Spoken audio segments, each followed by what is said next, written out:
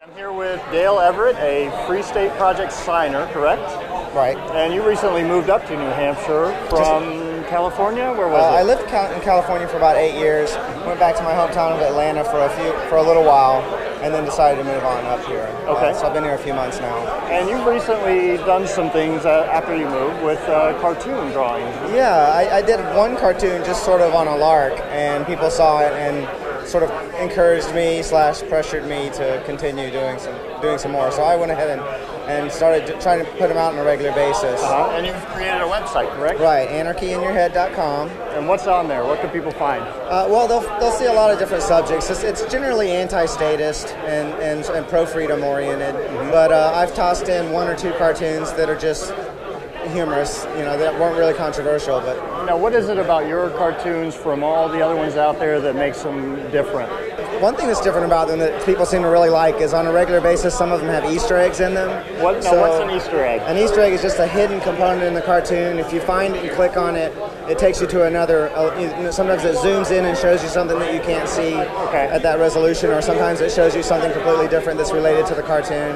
So that's something that traditional newspapers can't do. Right, you can't do that. That's an online feature, essentially. Online feature that really gives another dimension and more depth. Yeah, I've gotten a lot of compliments about that. People love that about the cartoon. I wasn't sure if that would be if that would go over well or not, but it's kind of nice too, because I like it when people repost my cartoons somewhere else. A lot of people repost them on their blogs and things like that, and I encourage that. That's great. They usually ask me permission, which I also appreciate, but I don't. But you don't I don't worry get angry about if they don't copyrights, ask. or No, I'm not really worried about that. I'm not a big fan of copyrights to begin with, and so the Easter eggs are a way to get people to actually go to my site and look at the cartoon. And they don't always work elsewhere, and sometimes they do work elsewhere. But when they click it, it takes them to my website, and then they have a chance to see the other material on the website and see the archives and see the other cartoons and things like that. So, all right, I'm here with Barry Cooper. Barry, you have a kind of a checkered past. You were a law enforcement officer for a number of years, correct? That's correct. Yeah, for 8 years. What did you do as a law enforcement officer? I was a high-level narcotics officer. Yeah, across the state of Texas. My boss recently told the AP reporters that I was one of the best narcotics officers in the nation. I don't know. I don't think that's true, but I'll take that if that's what it takes for my voice to be heard. Now, does he still have that opinion of you? Absolutely. He does? Oh, yeah. This was after I released the video. Okay. Yeah, he said, no, the guy is real. He's one of the best in the nation.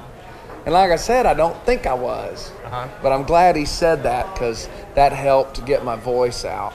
Now, do you think all police officers have that opinion of you? No, I know they don't.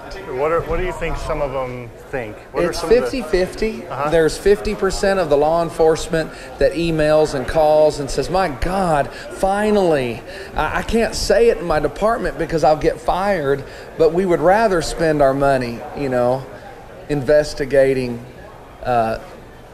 sexual abuse cases or burglaries or stuff that causes harm, rather than these crimes where there's no corpus delicti or injured party. Exactly. And the other 50%, I get emails that say, I hope you wind up in the penitentiary and get raped. They really are that mean and that cruel. 50% of the police officers hired to protect me and my family are saying such things. That's sad. And you don't really have any choice over whether or not you hire them, do you? No, I don't have a choice. And I would like to see police get back to what they're supposed to be. And that's police who really care about us, who are there to protect us and not to arrest us. Yeah. Now, you're doing some really interesting projects. Can you talk about, there's a 50-50. You've also got a couple videos out. Can you talk about those? Sure. The first video was released a year ago. It's Never Get Busted Traffic Stops Volume 1. What do you talk about in that? It teaches how to not go to jail for marijuana when you're carrying it in your car. I explain how drug dogs false alert. I teach how to fool canines. And now you actually used to trigger your drug dog to false alert. Is that true? Yeah, and that's another huge thing Never Get Busted wants to accomplish. I've been hired as an expert witness in court, and I've already testified once, and I've been hired on 3 other cases.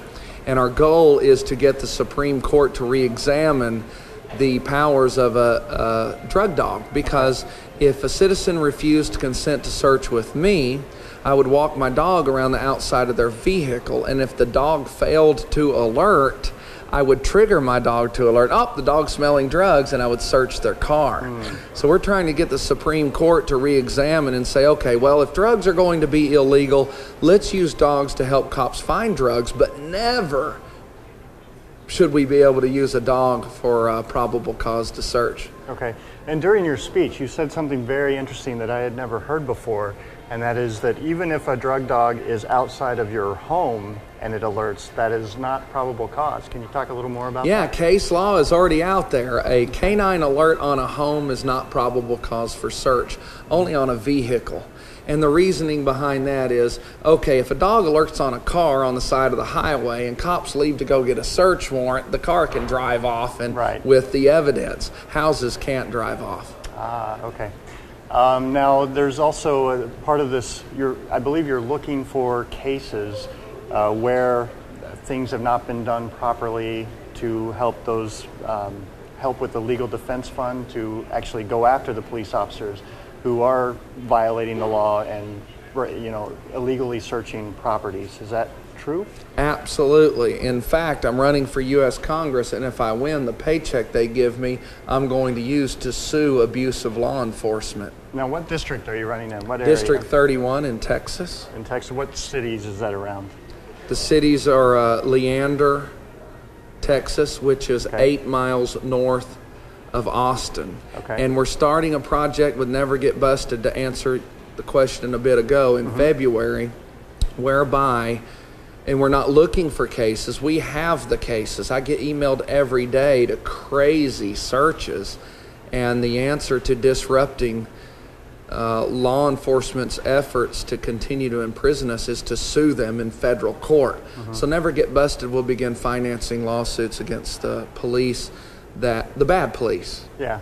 Yeah. And that had another interesting aspect to it. You believe that the lawsuits will really will have an effect that now the police officer himself is shielded from any litigation, so it's not going to affect him personally, but the police department is insured, and you believe the insurance companies can put pressure on the police department to shape up. Exactly. The only thing that stopped me at times from illegally searching people was when my boss would come in and call the troops in and say, okay, guys, we've got to stop it.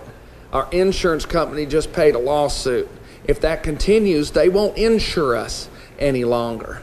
So our job is to take money from those insurance companies and lawsuits until they force the police to stop their craziness. Okay, I think that's a brilliant strategy. I wish you luck. All right, man, thanks. Yeah. What kind of effect do you think things like the Liberty Forum have on the Free State Project in general?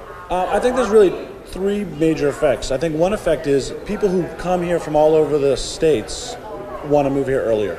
They meet the local, whether it's socializing, whether it's, going to a panel and realizing how open the government is. A lot of people jump in and say, oh yeah, I'm moving earlier. They don't wait for the 20,000, they're coming now. It's a great chance for them to hear speakers and learn more. I certainly learned a lot from a lot of the different speakers. And then third is I think it puts a more public face to the Free State Project, because we're often thought of as the fringe people or those crazy libertarians. We're everyday people. We have kids. We have likes and desires. We just want freedom. Yeah.